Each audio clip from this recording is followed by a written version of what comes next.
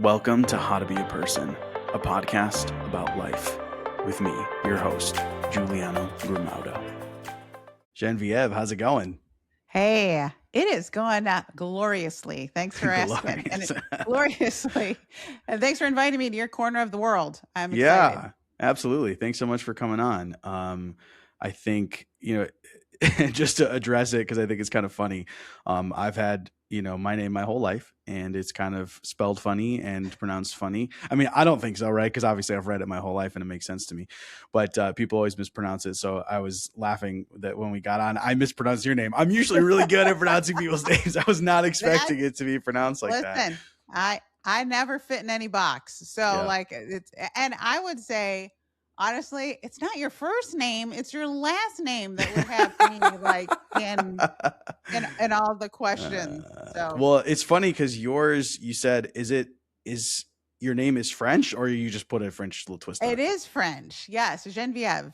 So yes. I heard that my last name, Grimaldo, supposedly is French. Well, there we go. We got that in common. I'm Italian. Okay. To be clear, I'm 100% Italian, but I had someone who I met who was French once, and they're like, that's a French name. And I was like, really? Because it's, I've had it all my life and I'm Italian. So yeah. But so my dad actually was born and raised in Sicily. And I've heard that Sicily was conquered many, many times by many different people, and therefore it's very different than the mainland of Italy. And so who knows, maybe there's some, French conquering going on at some point. I was just looking at a vegan cruise to Sicily in 2026. So that's funny that came up. I feel like it's a sign. Cool. Yeah, it's a sign maybe. that I should click yes and go and look for the Grimaldos. Yeah, exactly. Man, that's awesome. Wait, so a vegan cruise? I've never heard of that. Like, it's just a cruise and everybody on it is vegan. Everyone's plant-based. So you don't have to go, is this vegan? Does this have dairy in it? Interesting. And then people go, yeah. And you're like, okay, eggs, not vegan. It's not, milk, no. Cheese, no. People, the minute you say you're vegan, people are like, oh yeah, no beef. And I'm like, nothing with the face for the most part. So yeah, exactly. No, so I've done a lot of different diets in the past. I've done vegetarian, I've done vegan, I've also done carnivore, which is the exact opposite. We have gone, oh, you have? You've done that too? Oh, yeah. I don't live in any one box for very long. And we have done we've been vegan for a little over a decade, but prior to that, we were like on the caveman diet. Really? Interesting. Okay, so wait, but you've been vegan for over a decade now? Yes, the whole family, all the kids, the husband. Yeah. Whoa. Yeah. So what made you, so if you've tried all these different ones, yeah, what made you stop at vegan and stay there? Health, and like it just made sense to me. I was like, oh yeah, plants, phytonutrients, the things that come from the ground would have the most nutrients in them. And also the more you find out about and then you start to go down the whole compassion thing. Like I am now at the point where I'm like, I can't bring, like if you put a piece of chicken in front of me, I'd be like, yeah, sorry, I cannot. Really? But that's not how I started off. Yeah. But yeah, so it's mostly nutrition and health. We wanted to live better, get more nutrients. I had taken a blood test, and my functional medicine doctor said, it's like you're malnourished. And I'm like, well, that's interesting because I'm overweight. So how does someone get malnourished when they're overweight? And she's like, what are you eating? And I was talking to her. She goes, yeah, your body is screaming for more nutrients. So you can take all the supplements forever, all the ones, or you can start getting your nutrients from food. And it was I'm not gonna lie, it was a transition. They've come a long way. Vegan cheese is a lot better. I was going to say from 10 years ago. Damn. There's two foods that are like the gateway foods for vegans to get back out of, become back on the carnivore route. One of them is bacon.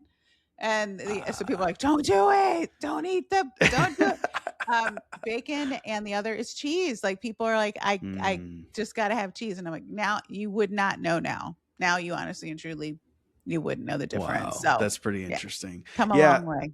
like I said, I've done a lot of different ones in the past, and it was always for different reasons. I think for me, I've always been kind of like I've described it as almost like a scientist of life. Like I just feel like I'm always trying different things, you know. You And I've you read all need these to meet different my books. husband. What was You that? need to meet my husband. I'm gonna give you his name, and you can have him Yeah. on your same with him. That's why I was like, Mm, depending on what he read last or yep. the podcast he last listened to, Yep.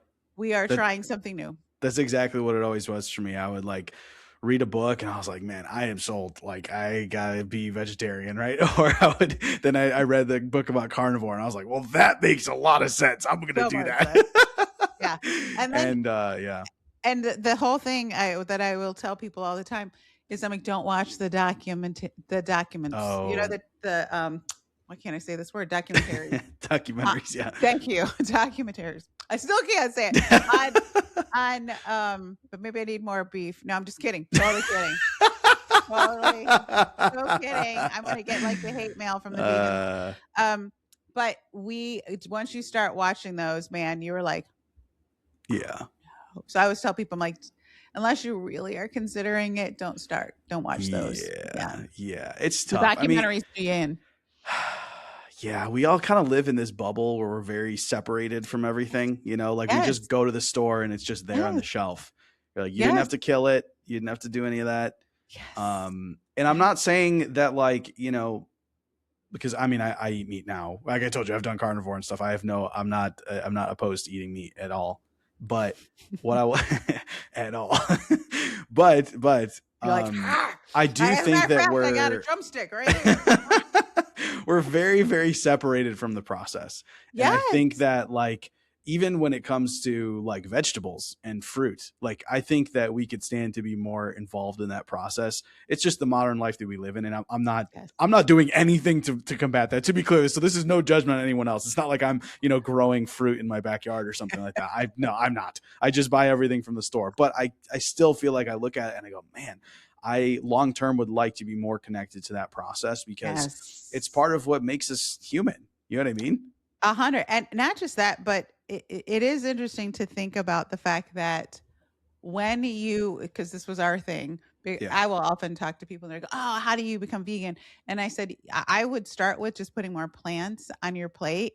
But Mm, good luck with that when you've got like 6 to 8 ounces of meat or yeah. fish on your plate, Yeah. when like the average serving is like 4. So if you Mm, think about the size of a plate and you're like, is there any room for any vegetables? No, no room for vegetables. The mm. other thing is, and I will take this to the grave, in my generation, we grew up with like canned vegetables and like frozen Mm, vegetables that were yeah. like and our parents cooked them until they were like maybe one molecule short of being like putty. Like Oh there was gosh. no taste. So I don't begrudge anyone who's like, I don't like vegetables. I'm like, you need to learn how to cook them yourself. Like Yeah. you have to, Yeah. you got to learn how to cook them yourself, because if you're cooking them the way your mama cooked them, you know. And my grandmother is Italian, and I will tell you, I can count on one hand the amount of vegetables we ever ate at her house Really? over my lifetime. Now, I Wow. yeah, she would make ravioli and we'd roll it out on the bed and all that kind of stuff. Like we had all that going on.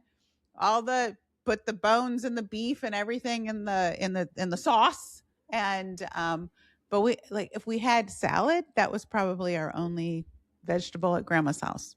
So Interesting. Yeah, yeah. I will say I totally agree with you. I had a friend growing up that I used to go to his house and like so my mom was born in Italy and you know, she just made amazing food. Like it was amazing. And like seriously, so many people I knew that would eat when they ate at our house are like, this is the best food I've ever had.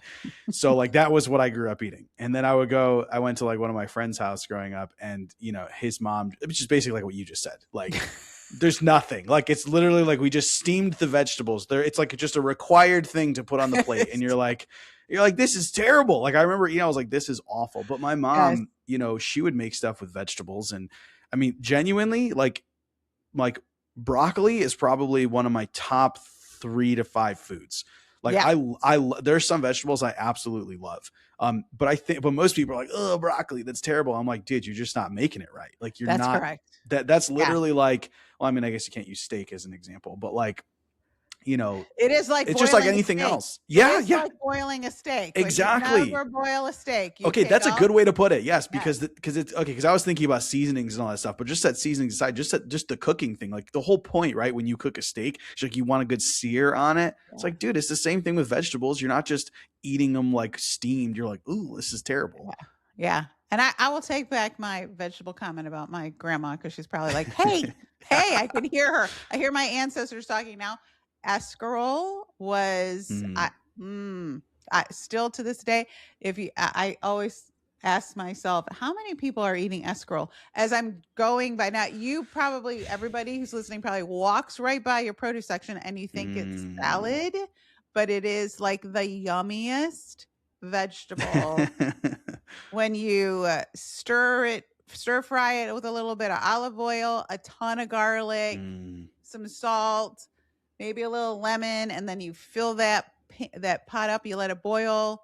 Add some white bean. Like, listen, I'm gonna make that tonight. As a matter I of fact, know. as we I speak. know.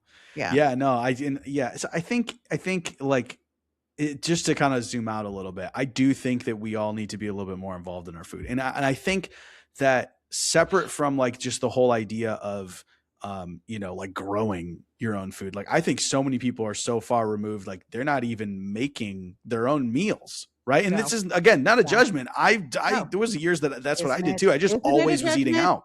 Is it a judgment? Is it? No, Is it? because I've been there. Like I've been that person where I bought a bunch of food, like I just was eating out, and it's like, oh man, like you are really, really far removed from the process when you are not even making your own food at home.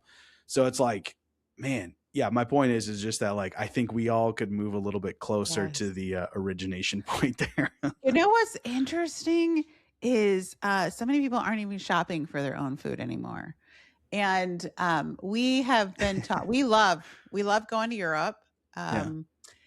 And when people in Europe eat, it is like you're shopping every other day. You don't have this ginormous refrigerator in your home. You're Yeah. going and getting fresh food all the Yeah. time.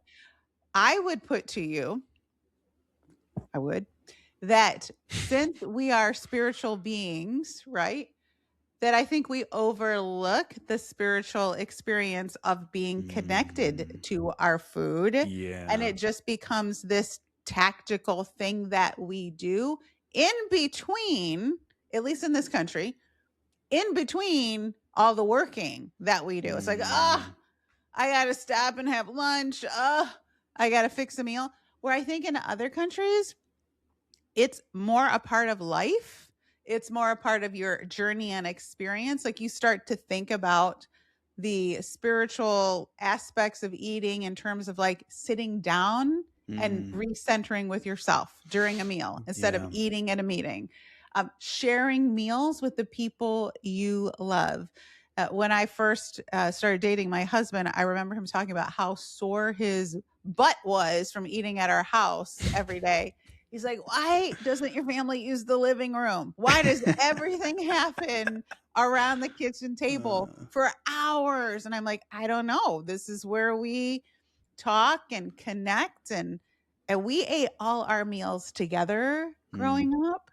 And I think that that's part of the reason people are so disconnected from their food. Like we don't cook as a family, as a society. It's a chore. It's not a beautiful experience where I think in other countries it's more of an experience, especially for in Europe. sure.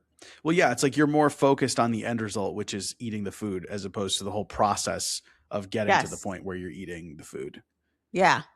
Yeah. And then on to the next thing. Yeah, exactly.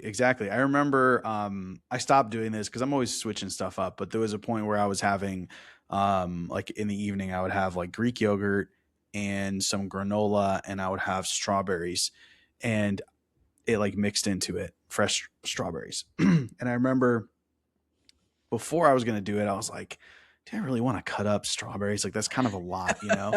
And then I was doing it, I was cutting them up, and there was just something about it seems silly, but there's just something about cutting up the strawberries and like holding the strawberry in my hand and then and like, you know, running the knife like through it and cutting it up and putting it over it that I came to like enjoy as part of Yes. that process, which is, it seems, it's so weird, right? It's honestly weird when when you don't do stuff like that, when you're not making your own things and you just get everything, it's like pre-prepared, it's like thrown Yeah. into it, all everything together. It's weird to think that, but like I started doing it and I was like, man, I'm looking forward every day to like cutting up these Yeah. strawberries, which seems so strange. But Well, this is what I'm saying is that I think there is a certain right. connection, not just to food, but just to everything in our world, right? That when we're Yes. more present, we get to have that experience. And I think, you know, with food, when you slow down and you're actually making it, you're cutting things up, you're putting it together yourself, it's like there's definitely something to that.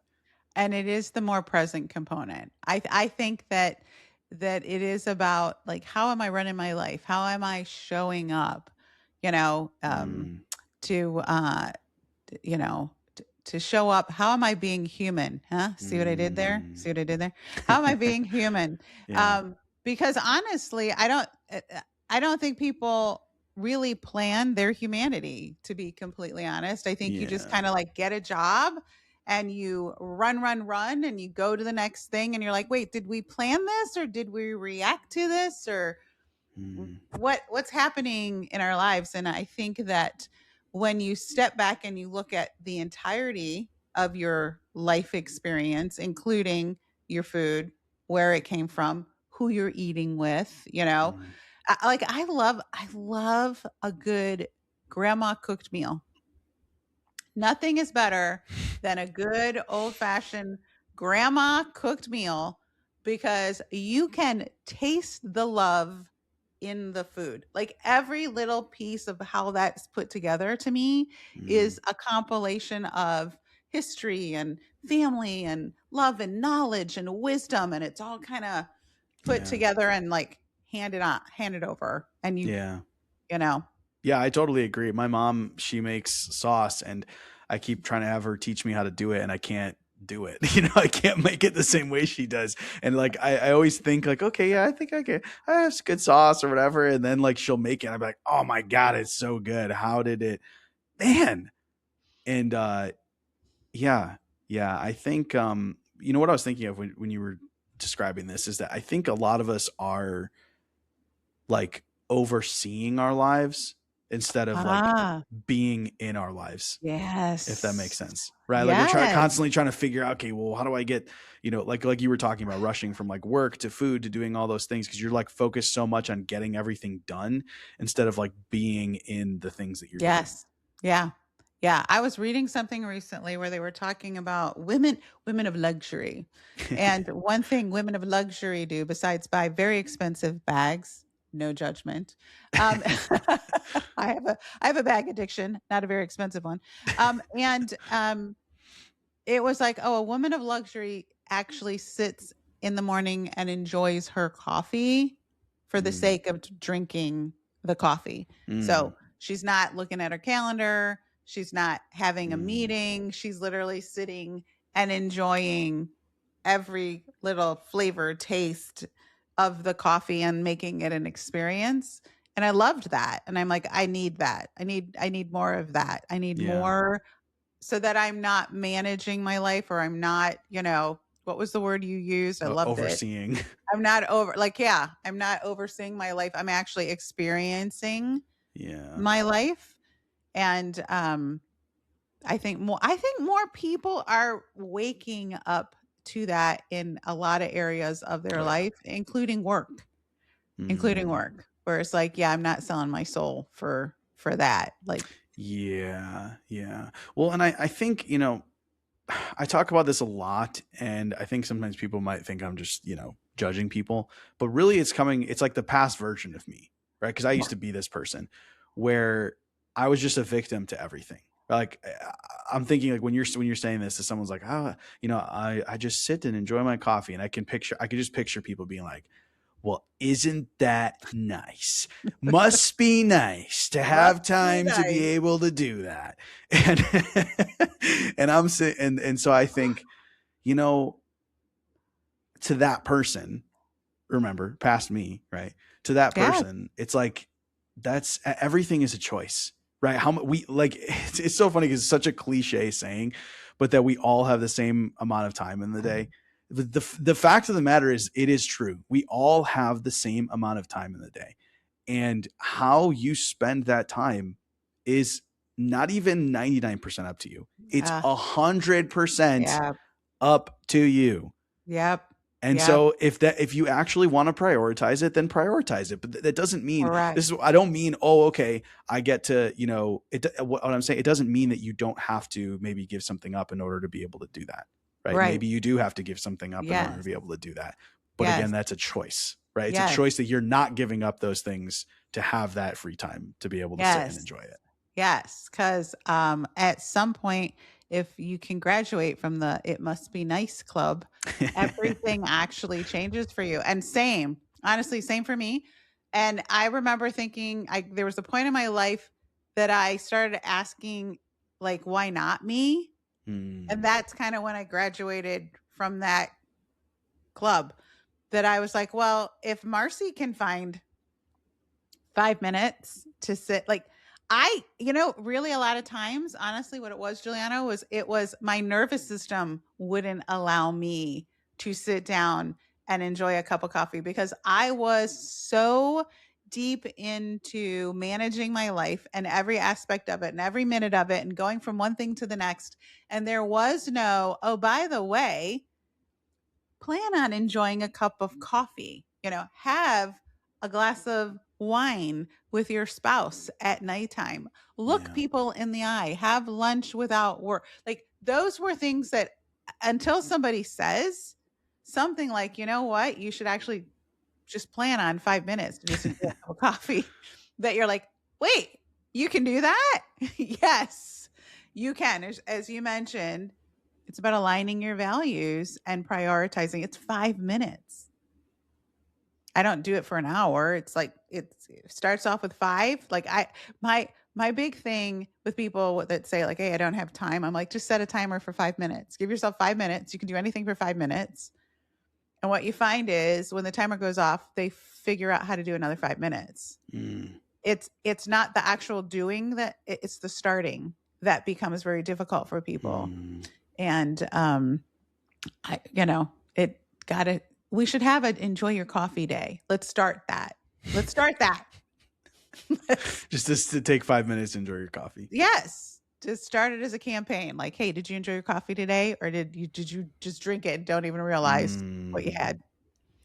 Yeah. I think that there's a lot of things that contribute to ending up in that spot where you feel like you don't have time to do those things. But as much as I'm talking about overseeing your life and how you should be present in it, part of it is being like good at managing your life, right? Like when you manage it, it's like, well, stop managing it just to make sure that everything gets done. Or if you're going to do that, make sure that some of the thing that gets done is not doing anything.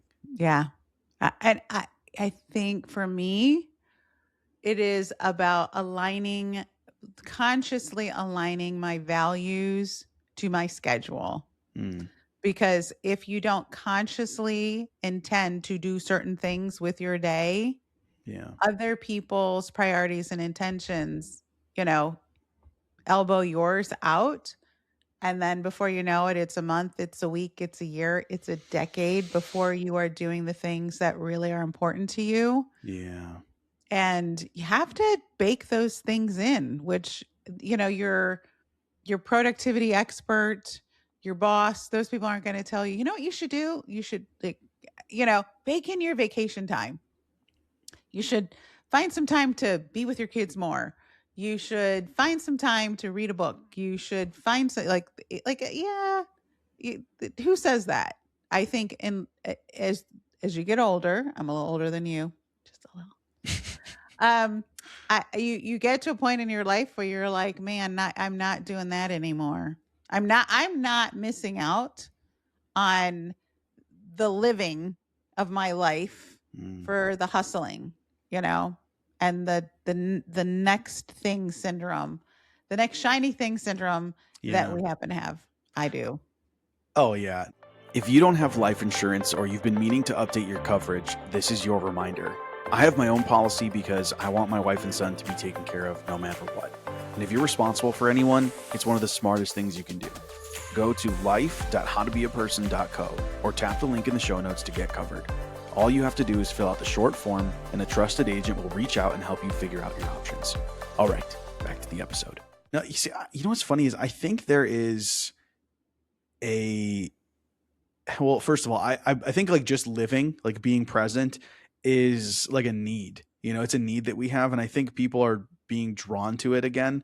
Like being like almost not even consciously. Okay. And I've mentioned this before on the podcast, but I think it's a funny example is like, I remember being a kid, and I think anybody who's my age or older would relate with this. I remember being a kid and sitting in the back seat of the car when it was raining and like watching the raindrops and like watching them almost like race each other down the window.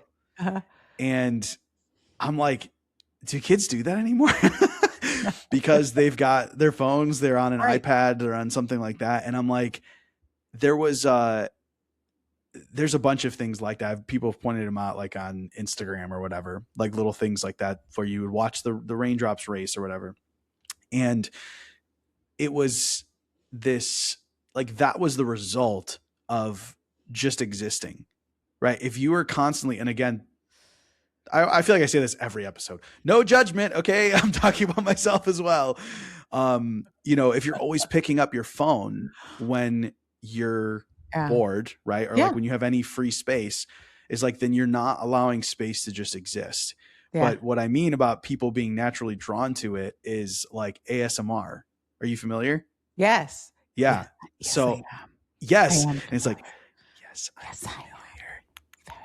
Right, all these like noises and things, and I'm like, that's the watching the raindrops thing. It's like the same thing where you're so hyper focused on these tiny little things that maybe you wouldn't notice before, and it's like there's a whole industry about it now because I think people are so like overstimulated with all of the things that are constantly grabbing their attention that like this is something that grabs their attention as well, but it forces this like focus on like these tiny details, which is like, bro, you could just do that in your room. Like just turn off the screen and just look around and just exist for a few minutes and you can have that same experience, you know?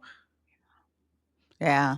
You miss out, I think, on the gifts around you when you are so preoccupied with not being present. And I think nobody is, well, I think social media is designed to keep you connected and addicted. TV, same. You know, I think that things need to shift in the corporate workplace, honestly. I think people would sacrifice big paying jobs for a more well rounded work experience. And I think they'd stay longer. And because you miss out on the rain falling or today I was just walking from the pickleball court because I'm in Arizona and it's nice here. Hey, I'm in Arizona too. Oh, you are? Hey, yeah. Okay. So you know, it's a great day today, and this bird is chirping as I'm getting out of my car, and I'm like, oh my gosh, that is a beautiful sound. And I just stood there for a minute and I took a couple deep breaths, and I'm like, that's beautiful, and that's like outside of my house. But I had this thought that all the people I know that are at work right now are stuck in buildings and not experiencing anything of, you know, the rest of the world. Like it kind of goes back to what you were saying about we live in these bubbles. Yeah. And those bubbles tend to like isolate us from, I think, the gifts that are around us. And you can have both. You just have to focus on career outcomes and also add in there the importance of experiencing life. Yeah. For the sake of experiencing life. Because I have a friend that's retired and I just saw him for the first time and he said, I don't want to be the richest man in the graveyard. So I retired. And he goes, I've worked really hard my entire life and now it's my time to spend some of the money that I've earned. And the guy golfs every day, all day. And I love that for him. His wife doesn't get it, but I'm like, girl, let me tell you, let the man golf. Let the man golf. Yeah, Man golf. it's funny that anything other than just existing in the present moment is essentially like a concern about the future, right? You're like, anything you're not Yes. doing that's just Yes. existing right now is because you're trying to prepare for the future. Yes. But what's really interesting is that like the only thing that actually exists is right now. That's correct. The past is already gone.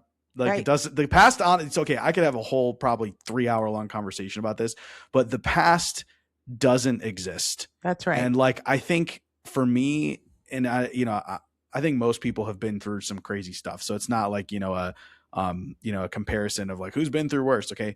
But I've been through some crazy stuff. And I think realizing that everything that has ever happened is essentially non-existent because it's not right now. It really like shifts your mindset about all the things that you've been through and kind of frees you from it because you realize like the only power that the things that happened in the past have over me right now is what I'm allowing them to because they're not happening anymore. That's correct. Or the meaning you assign to it, right? Yes, exactly. Exactly. Yeah. So, okay, that's the past, right? But us doing all these things and, spending long days working and trying to manage our meals and like not stopping and not having a break, all of it, all of that we're doing. First of all, to be clear, we're doing it right now. Okay.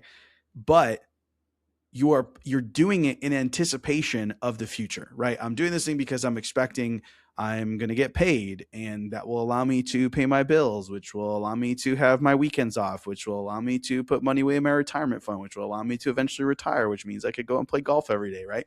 Like we make all of these plans for the future, but the future also does not exist. That's correct. We say, and it's so funny how many of us, again, myself included, tend to live in the past and in the future instead of right now. And you can't just drop everything, right? You can't just be like, no work, no thing, just play. I mean, I guess technically you could. There are people who just literally don't do anything, right? And they just, whatever, that's fine. But what I mean is that like, of course you can't just drop it all. But I think when you gain that perspective, it makes you go, oh, wait a second. The past is already gone. Tomorrow doesn't exist. Like it's not there until you're in it, right? Then but then it's also now, right? Yes. Then it's also now. That's the thing is that like all you have is right now. And yes, that now will change, right? Again, because as time goes by, but all you have is right now. And we're constantly planning for the future when in reality, it's also like, you also don't even know if you're going to be here. So like, imagine you spend years living that way where I'm just trying to fit in meals. I'm working from this time to this time and doing all those things. And then, right, like your friend, fantastic. I'm glad that he can go golf, but like how many people don't make it to retirement? Like my grandfather, he worked till the day he died and he was on his way to work when he died. You know what I'm saying? It's one of those things where you're like, oh God. And then now to be fair, he loved what he did. So that's good. And I'm happy for him. Yeah. But at the same time, it makes you go, well, if I'm not happy, if I'm not as fulfilled as I could be, well, shit, I got to do something about that. Yeah. Because you don't even know if you're going to be here tomorrow. We don't know if any of us are going to be here. Wow. Some asteroid's going to come from outer space and destroy all of it. Headed our way. Exactly. So, you know what I'm saying? It's like we don't know. All you have is right now. And it doesn't mean you just drop everything, but it means you have to have an appreciation for right now and get your priorities straight. Because the things that you're working for, it's like you don't even know if they're going to be here. Like, especially all the stuff with going on with AI, right? People are like, oh, doing all this for their job. You're like, bro, you don't even know if anyone's going to have a job in 5 to 10 years. Like, what the world is even going to look like. Like, appreciate right now. Be happy right now. And the thing with this is, if you can be happy in any moment, then it ultimately doesn't matter what happens. Right? because we're That's doing this thing correct. because we're trying to create a specific outcome in the future, because when that outcome happens, that will make us happy.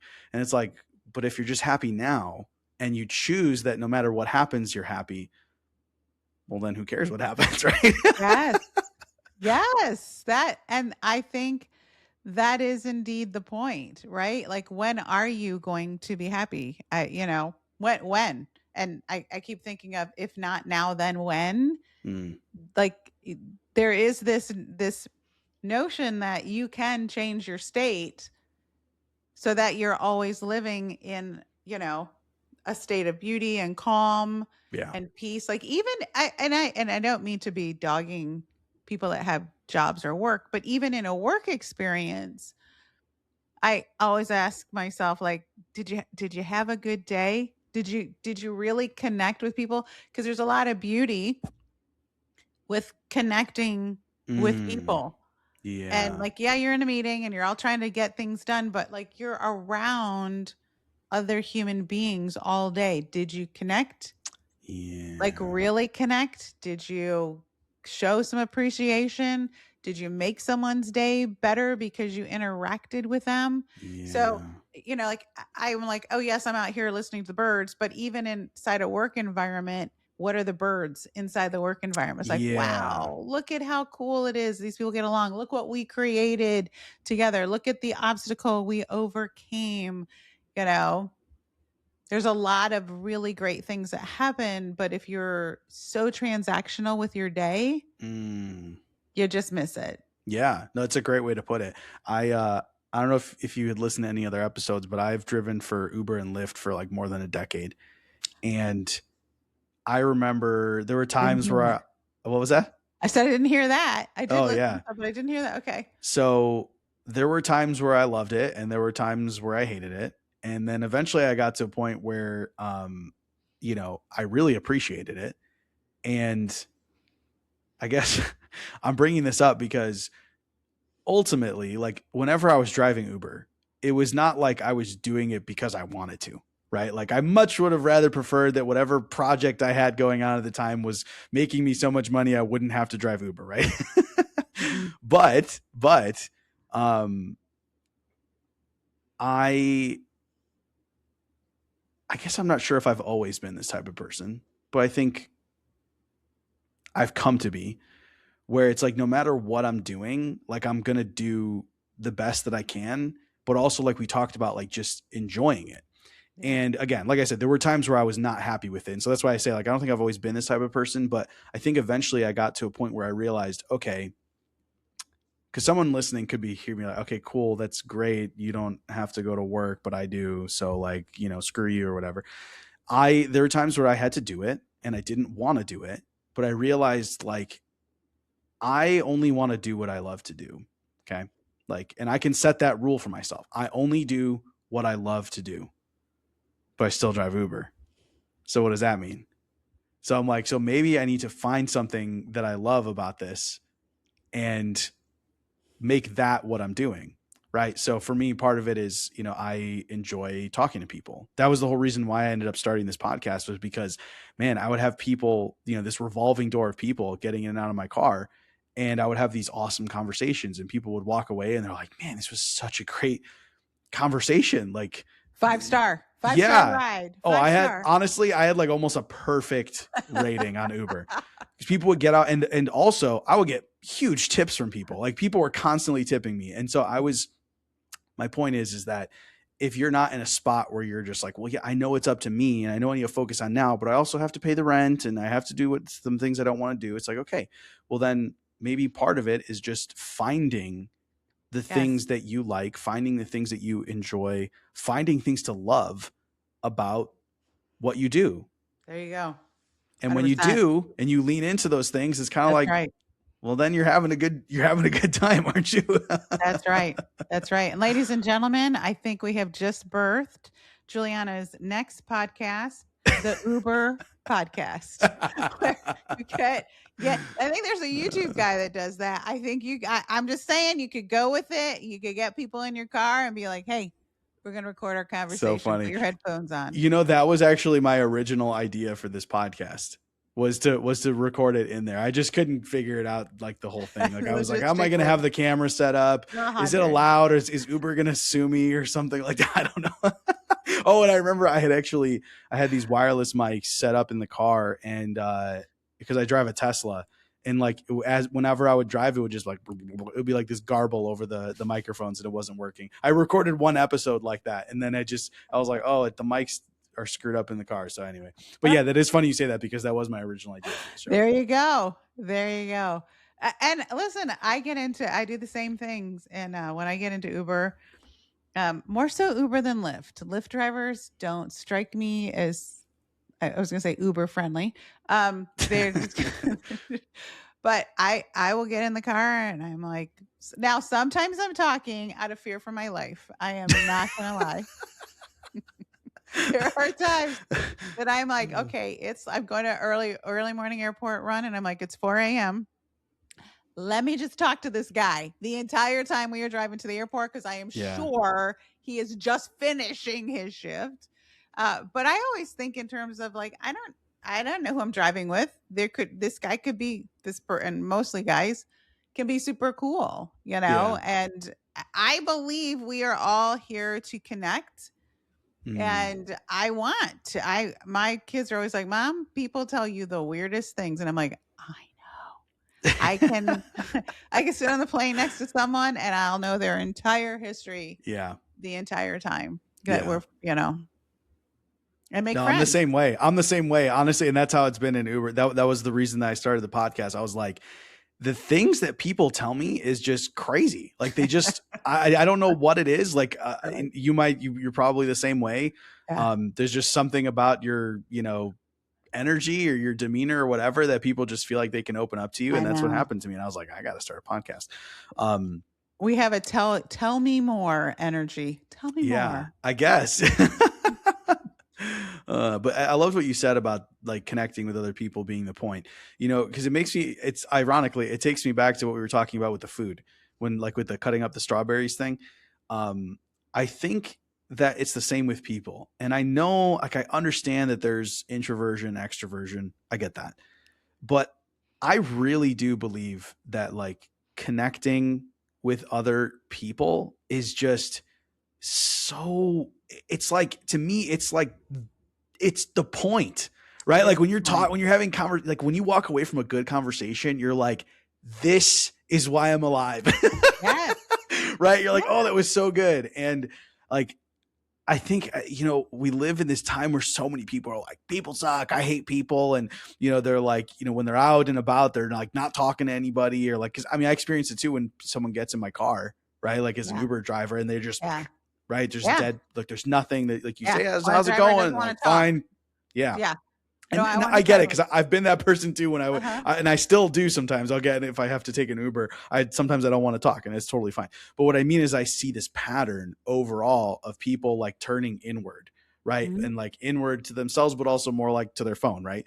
Whether they're in a social setting or even just in general, like you were talking about with groceries. Like people aren't going to the grocery store to buy their groceries. They'll like go in an app and order it and just have it delivered. And again, nothing like inherently wrong with that. But if the point of all of this is for us to connect with other people, and we're eliminating people at every juncture, what's the point? Where are we going with all this? Well, and like, let's talk about those self-driving cars. Yeah. It's just kind of like you might. Oh, the Waymos. You're talking about here. Yeah. The Waymos that so people, if anyone's listening and doesn't know, I think in Phoenix and I think it's San Francisco are probably the two places where they're doing this. It's this company Waymo that has the cars that drive themselves, but literally they drive themselves. Like there's no driver. They just go and pick people up and bring them places, and they're at the airport. They're all over the place. Yeah. So that's going to be a thing. So we're not even going to get to talk to our Uber driver. Yeah, there is no driver to talk to. There's going to be an AI person, an AI thing in there. Like, just to make you feel comfortable. Yeah. How's your day? Tell me more. And you'd be like, how long you been doing this for? That's always the question people ask. I know. So how long you been doing this for? The AI's like, how long you been doing it? I noticed that you're have always existed. Yeah. Yeah. It is, and it is interesting because I do think connection is about exchanging energy, which I Mm, think is part of, like, we're here to give other people energy. Now, some people are energy vampires, and so mm, wah, wah, maybe not those people, but I think part of why you have a conversation with someone and you're like, I really liked them, it is because the energy exchange was so balanced that both people left the discussion mm. feeling full, feeling Yeah. energized. It's kind of like, wow, I got to plug into some authenticity, and it changed my energy. It changed the way I show. And that is one of my favorite things about podcasting. It's funny because someone was like, so how's the podcasting going? I'm like, I love it. And they're like, you making any money? I'm like, no. But I'm meeting a lot of very cool people Uh, that I wouldn't meet otherwise. And I like people across the world. And, I'm kind of like, this is actually it's a really cool format. So, but I'm a connector. I love connecting. I love mm, talking to people. I actually starting a coaching program. And one of the things that we do in the coaching program is we actually have virtual co-working time. So mm. you show up with your coffee or your whatever, not your coffee because you should drink it before your second cup of coffee, second cup of coffee. And we just like, there's just a bunch of people on the Zoom and we're all just working and we'll, you know, chat once in a while and get back into it. And I'm like, Mm, because I think there's a couple things. It's the notion that more and more people are working from home, and that is also very isolating. And there are people out there that just need to have that energy exchange, mm. and there's no readily available outlet for that, in a work environment. Yeah. So it is Yeah. it is interesting to see how people are, the pendulum swings one way and then it goes the other way. Like all these people that are like, oh my gosh, I love working from home. COVID was, so fun because everybody was working out. It was the fun thing about COVID. And then companies started going, no, you can't work from home. You need to get back in the office. And then people are like, we Mm, don't like being back here. And you're like, well, what don't you like about being back here? Like yeah. there is a balance between working by yourself and connecting with other human beings. I think, like you said, the point is you miss the whole human experience if you're doing it all by yourself. Yeah. Yeah. It's again, I feel like I struggle because I really, really value a lot of the, progress that's been made and like things we're able to do now that weren't able to do even 5 years ago. And like, it's amazing. Okay. But also it really is true that like the more you automate, the more you make things remote, the more you turn things into apps, it's like the less connected you are to people. And I think Yes. it is pretty obvious what that is doing, right? Like you can very, very clearly see like I'm a very, very positive person. Okay. But also just objectively, I think it is clear that people are not as connected, um, as they used to be, right? Not like digitally connected, but connected as human beings. And there's not as much, you know, what's the word? Like when someone disagrees, okay? Like when someone sees something differently online, it's very much just like you're a piece of shit, like you're terrible, this and that, right? It's just like the worst. Like And that's it's like being nice. exactly, right? That's like the nicer comments.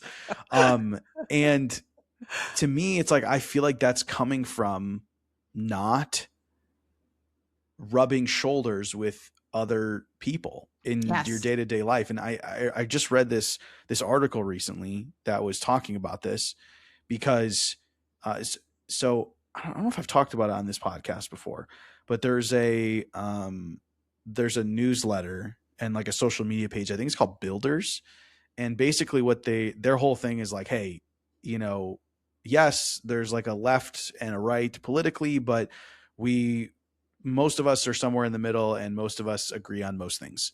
And so they kind of just like talk about different topics and things like that to kind of show how like we're all pretty, much the same here. Like, how can we agree on these topics? And one of the things it was talking about this, where it was saying how, essentially someone can live their whole life without interacting with other human beings, right? Like, you could work from home, not like never interact with humans, but what I mean is like physically, right? You could work from home.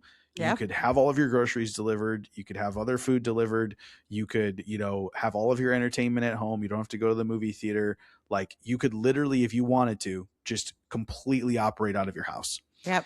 And what they were saying was that, like, being out in the world, and I think rubbing shoulders was the word, the phrase that they use. Rubbing shoulders with other people creates this experience where, like, okay, my experience driving Uber for as long as I did, like I mentioned, it's like a revolving door of people getting in and out of my car. And through that experience, I was exposed to tons of different people with different backgrounds, different beliefs, different perspectives. And, of course, a lot of people you don't have a conversation with, but some I would end up having a long conversation with, even people that I disagree with. And you get to a point where you realize, once you have a large enough sample size, you're like, oh, people are good. People are people. We're all pretty much the same. We all pretty much want the same things. And everyone's pretty much all right, But if you're not having those experiences, if you're not being exposed, it's so easy to be like, those people are bad. Yes. These people are good. Those ones are bad. When it's like, do you even know those people? Like, have you ever even had a conversation with that person to say that person is bad, or like that they're wrong, or XYZ? And yeah, I think that's one of the unfortunate things about the progress that's been made, is that I think, like I said, we keep pulling people out of the process, and when in reality it feels like that's kind of the point, If you've been stuck waiting for the right moment to start your business or scale the one you already have, this is for you. OPM Mastery helps entrepreneurs get the capital they need, and you can get pre-qualified in under 2 minutes with no credit check. They've already helped over 1,200 companies secure more than $134 million in funding. Whether you need working capital, financing for real estate, money to purchase equipment, or you're just launching something new, they can help you qualify fast. Just go to funding.howtobeaperson.co or click the link in the show notes to apply now. All right, back to the show. Yeah, some would say that that's by design. That's being done by design. Interesting. To separate people, and to create polarization. But it is true. By who? Designed by who? But sorry, who's doing it in particular? Yeah. Well, we would have to go down the whole conspiracy theory. Okay, we don't have to go down the whole conspiracy theory rabbit hole. That would have to be another. But I'm curious, when you say that, what are you referencing? Like, yeah, I'm referencing I think. Well, I will tell you, this year has taught me that that things aren't as I thought they were almost my entire life, to be honest. Like, oh, the government doesn't really work the way I thought it did. And these two parties don't really represent the things that I thought they did. Yeah. And this group of people would say, hey, this is what we stand for. That's really not what they stand for. Yeah. And even looking back at history and what we learned growing up in school and everything, and I'm like, oh my gosh, like, and it really it boils down to, you can be told something, you can look at something, and you can experience something and find that those things are not connected. They're not the same. You're like, wait a minute. Wait a minute, And so that's kind of been I was telling my husband, I'm like, what's really interesting to me? What's really interesting to me is how, living our life, we have worked really hard to have certain things, and we've kind of bought into this chasing mentality, when I think in actuality, the universe might be set up to not chase. But if you're chasing, you're distracted. if you're always busy doing something and maybe there's some reason that that's wired so that we don't, I don't know if it's we don't, if it's a spiritual thing, we Mm. don't find out how incredibly gifted we all really are, how incredibly powerful we all really are. I don't know if it's political, but I Yeah. definitely, there's a force out there that's like, hey, let's keep everybody pretty much not knowing how powerful and amazing Yeah. they really are. Yeah. And it's like, hey, here's all the distractions. Let's set all this up, and Yeah.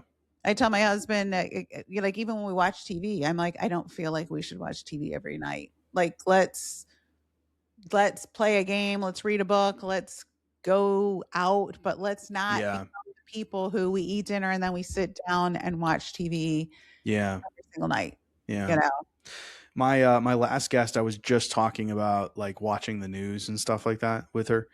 And I really do think that you know how you said you like look and you're like, oh, it's being described as this, but my experience is different. I think because of the fact that we're so connected with like every corner of the world, that all of the bad things are being shown to us, right? that's And so correct. that's not a great thing. That's correct. Also, to be clear, it is not accurate. Okay. It is That's not accurately representative of what's happening in the world, that is right? correct. Okay. Ratio wise, right? That's If you want to correct. show like what's all the That good that's happening, what's the Yep. bad. Okay. Yep. But also, fine. Okay. Let's say it's all whatever. Also, why did I lose my thought? I have a thought. I promise. I promise it's there. Give me 1 second. I was So hanging under every word, Giuliano. yeah, I know. Because I was like, wait, it's gonna come. It's gonna come. It was just there. Oh yes, yeah, yes. Okay, so with the news, now we're also getting to a point where I'm like, it's it's so easy to control everyone and like influence everyone in a certain direction because people look at it and they go and people like, okay, just like I was saying, like, oh, if you're watching the news, people feel like a responsibility to watch the news, right? They feel a responsibility to like stay You should informed. know. You should know what's Exactly. going on. Yeah. Exactly. But the thing is that if everyone feels like, well, you're supposed to know this and you're supposed to trust this, then like it's very easy to just kind of sway everyone in all these different directions when it's not even part of your own personal experience. That's correct. Like someone can tell you that this is what's happening and you genuinely don't know. Like even somebody that I trust could tell me and I still, it's like, okay, but I don't know. Right. Like I wasn't there. Like that is like the point that I have gotten to where I'm like, I don't know. I don't know. It's okay to say, Yeah. I'm not sure because I Yes. wasn't there to see Exactly. it. I wasn't So there to experience it. there's this guy who I just saw a clip of him the other day on Instagram, and what he said was that he goes that I think he worked. Shoot, I forgot who he worked for. Whatever. The point is that what he was saying is that when it comes to the news, he goes like what you should always land on is just maybe. Maybe. It doesn't mean like Yeah. you're skeptical and you're negative and pessimistic and all that stuff. It's just whenever you hear something, it's just like, okay, maybe. Right. Because unless you've seen it yourself, you don't know.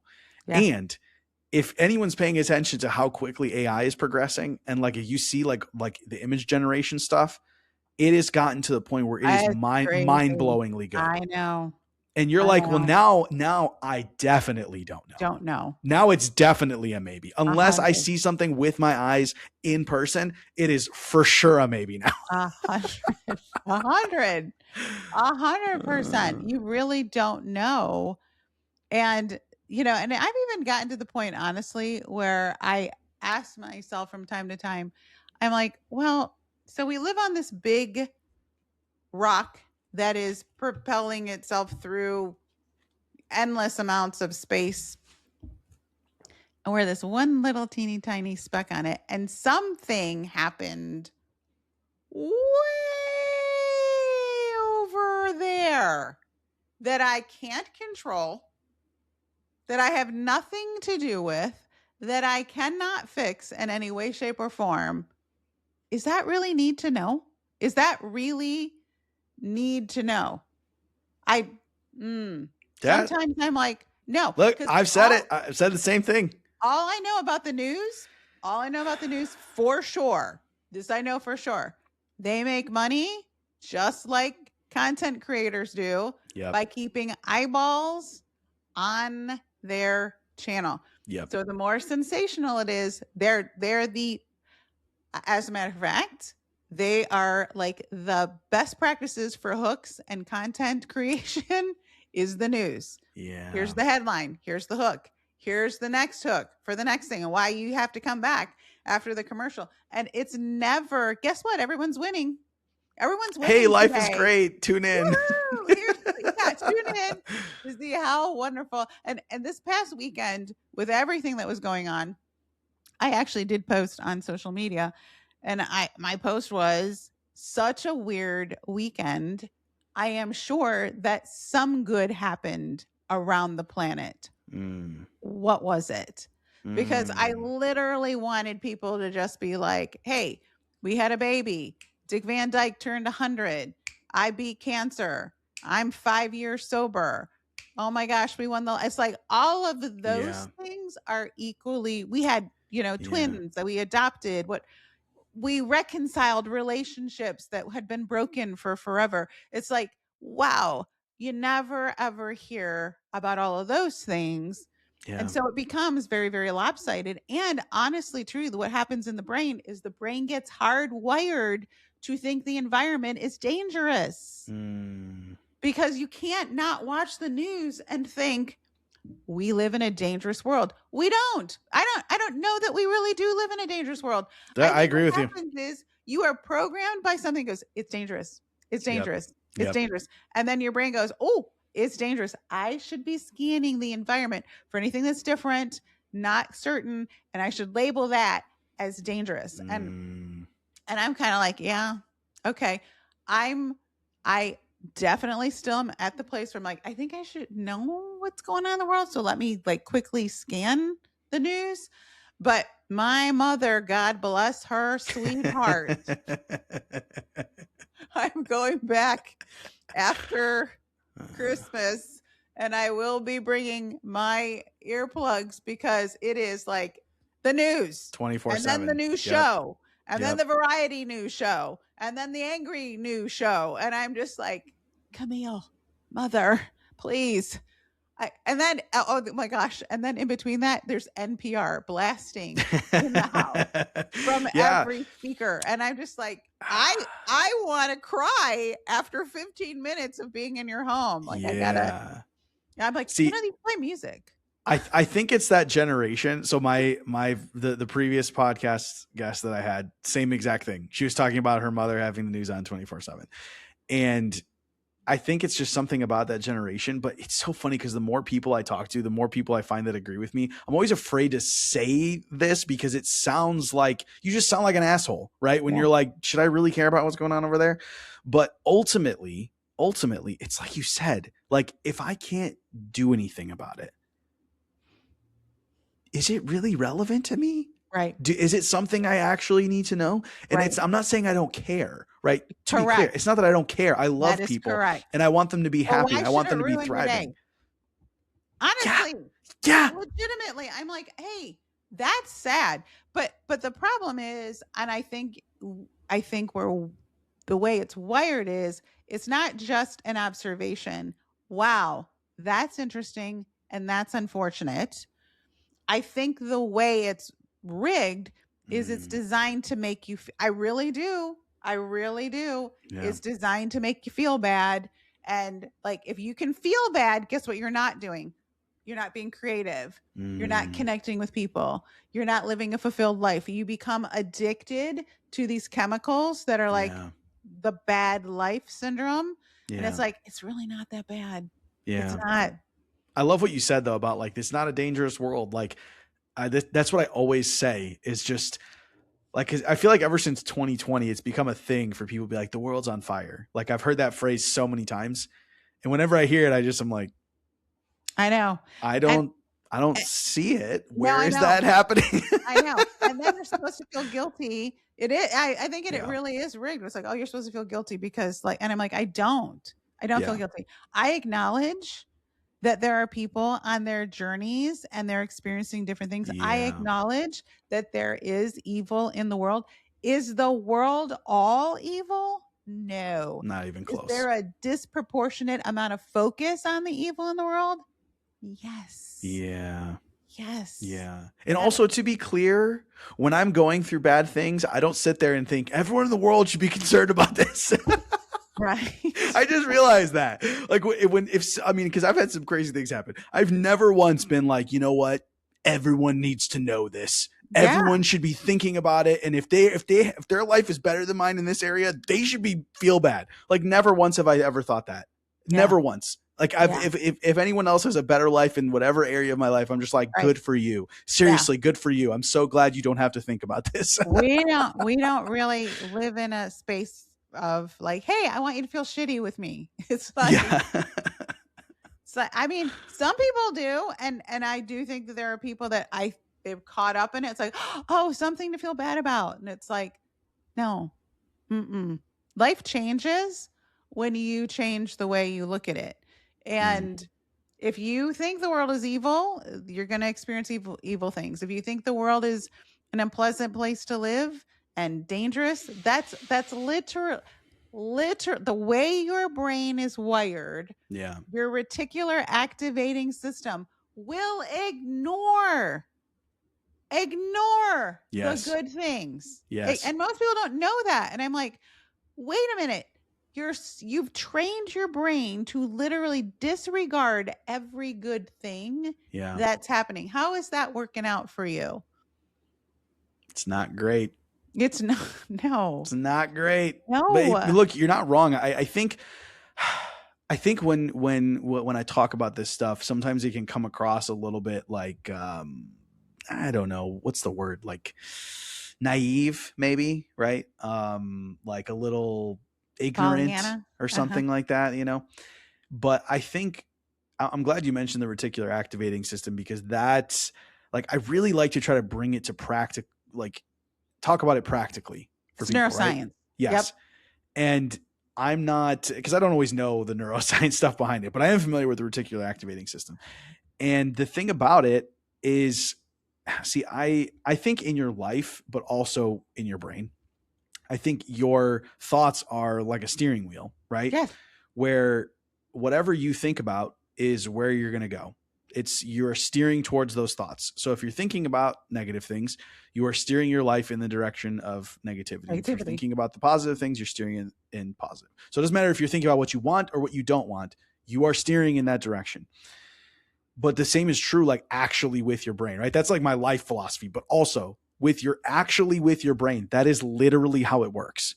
When you are focused on good, you will see good. And when you are focused on bad, you will see bad. And it is not simply because your environment is objectively good or objectively bad. It is because your brain is a filter for what you choose to focus on. And so if you choose to focus on good things, I'm not saying there won't be any bad things, but you're going to be filtering those things out and focused on the good. And the same is true in reverse. And for me, I've gotten to a point where I've realized that your life and anything that happens in your life, okay, your experience is only good. I'm sorry, let me be clear. Anything in your life, like let's say your entire life journey or an aspect of your life, like a relationship in your life, is only good or bad based on your experience of that thing. Okay. It is not inherently good or bad. That's correct. And so if you can have a good experience, then you have a good life. And if the way you're seeing the world affects your experience of it, and you can control what you see with your thoughts, it's like, well, then everyone can have a good life, man. Right. And many people do, even in very horrible situations. They really do. And you look at that and you think, well, how was that a beautiful experience for you? And it's like, well, it was the meaning I assigned to the experience that created the life that I'm living. Yeah. And that is so true. Yeah. So true. Yeah, and I think about like some of the things that I've experienced, and in the moment, right? If you had asked me, I would have been Right. like, "Get me Yes. the fuck out of here." Yes. But Yes. now I look at it and I go, "Man, that was great." Like Yes. genuine, like not even just okay. I can have a certain appreciation for it. No, literally, I'm like that. I'm so glad that that happened. And when I sit here and worry about what other people are going through, it's like, so I'm supposed to deprive them of that, Well, right? so there is that, right? If everybody is here on a journey and life is set up so that you learn the valuable lessons you need to learn for your human experience, for your growth experience. And it's like having children, right? And I think you have a young child, right? I have Yeah. 4 older adults. Oh, And okay. every day, I swear to you, there's something they're doing that I'm like, "Oh my gosh, I would love to fix that for you." Like like, the mom in me wants to just write a check and fix that for you, but I'm like, "You gotta learn how to navigate that." Like, I had to learn, you have to learn, and sometimes, yes, the experience that people are going through is is for them, right? It's Mm, for them. And yeah. I know you're sensitive to listeners going, "Yeah, but what about all these horrible things?" And I'm like, "Listen, you cannot control everything that happens in your life, but the one Yeah. thing you can control is the meaning you assign to it." Mhm. And so there's a part of me that's like, fine, let me live in the fantasy world. If that's not actually what really happened, or that's not what actually was really meant to be, but I'm going to take it and turn it into something positive, I'll take that all day, every day Yeah. over the truth of how horrible that was meant to be. And I'm Mhm. like, I think in the long run, there, the evaluation of good and evil sometimes is left to the person, and it's like it's something that happened. Yeah. It's you look at it, and I've been studying that this year, this notion of you can look at things and just go, "Hmm, that's interesting." What you feel about it is what you have to control, because that's Mm, where the power really lies, and a lot of people don't aren't able to step back and go, "That's interesting." And I'm not going to attach myself emotionally to it one way or the other. It was mm, just interesting, you know? yeah. Well, I think too, like, if everyone's like honest with themselves, your life is just simply a sum of all of your own personal experiences. Mhm. So as much as you want to, get all worked up about what's going on over there or what happened to that person, it's just simply not your life. And at Yeah. the end of your life, like whatever that person was experiencing, that was their life. That was Yeah. theirs.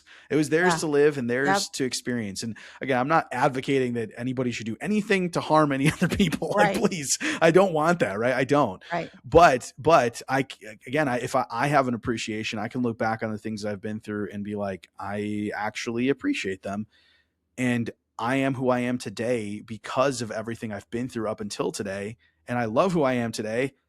Then like why would I take that from someone else, and why would I say, well, that shouldn't be the case? And yeah, of course, if there's something within my power to help somebody have a better Correct. experience in their life, I'm going to do it. But if it's Correct. outside of it, how am I supposed to get all worked up about that? Yes. Yes. And then day after day, like those things stack up, Yeah. and so it is. I mean, the human experience is a very interesting thing that you're here to get whatever you get out of it, I suppose. And I'm Yeah. here to milk it for all it's worth, Yeah. personally. I'm Yep. like, I'm going for all the things, and all the things, all the great experiences. I want to learn from the not so great experiences. I want to, you see people living certain lives, and I do ask myself, I'm like, well, that could be us. What do we want that to be us? Is it aligned with who we are?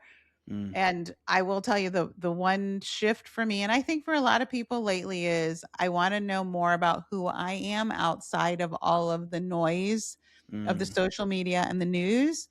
I want to be very clear about what I can and cannot do about things, including, you know, having great energy and thoughts about things, and like, hey, I don't participate that even on a smaller scale, you know, because I do believe that so many times people are worried about like the bigger things. I'm like, hey, you got like stuff right in front of you that is a microcosm of that. Fix Yeah. that, you know. Yeah. And yeah, there's just a lot out there, and if you're not careful, it's easy to get distracted, and it's easy to go down the wrong path, and you can miss out on your entire life. Yeah. Genevieve. I said it right. Giuliano. Right. This has been a really awesome conversation. Yes. We've been talking for a while now. Yeah. What do you like for anyone that's listening? Like, what is it? How do you help people? Where should they connect with you? All that stuff. Yeah. So what I do is I help people with their businesses to create growth, but in alignment and without burnout. So I think there's a ton of great ideas out there, a ton of great ideas in business and in solopreneur life and in corporate life and in nonprofit. There's so many great things out there for people, and there's two aspects of it that I think people struggle with. One is, how do I scale it without burnout? Been there, done it, bought the t-shirt. That sucks. So that totally sucks. And the other thing is just connecting with your customers better, AKA sales, where like, and you see it all over the internet all the time. And I'm like, oh my God, they did not just say that. That is not how they're selling.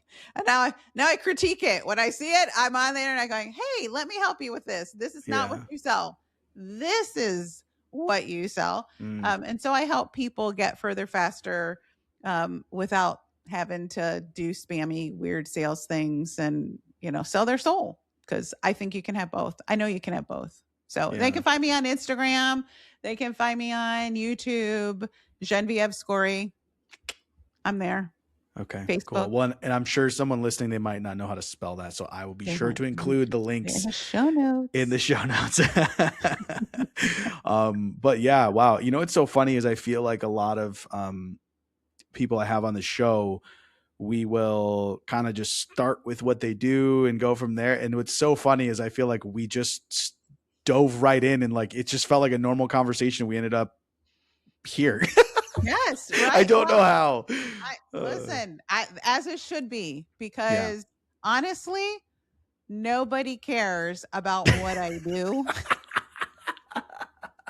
until they decide if they like me, first of all, what we might have in, like, it's so funny to me. I'm always like, yeah, okay, sell your thing, but like nobody cares. So yeah. Good for you. And honestly, to be completely honest, if we never even mentioned it, I would have been okay with that. That's not why I showed up. So. Yeah. Well, we had a great conversation. I really, really appreciate you coming on the show. Thank you. And yeah, I hope you have a great rest of your day. Same. Bye. Thanks for being here. If you enjoyed this episode, please leave a review or share it with someone who'd appreciate it. For everything I have to offer, visit howtobeaperson.co.